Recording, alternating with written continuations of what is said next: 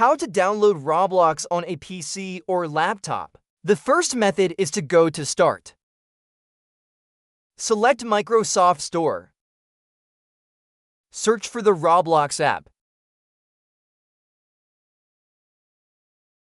Select the Roblox app. Then select Install. Select Install.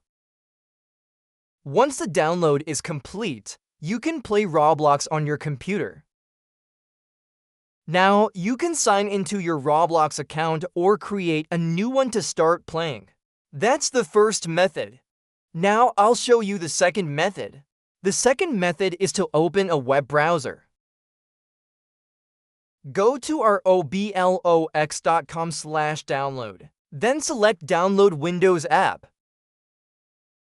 After the Roblox installer finishes downloading, left-click the setup file to begin the installation. With this method, you can also download Roblox to your PC or laptop. So, I've shown you 2 ways to download Roblox on your PC or laptop. If you find this video helpful, please give it a like, share, and subscribe to the channel. Thank you all very much.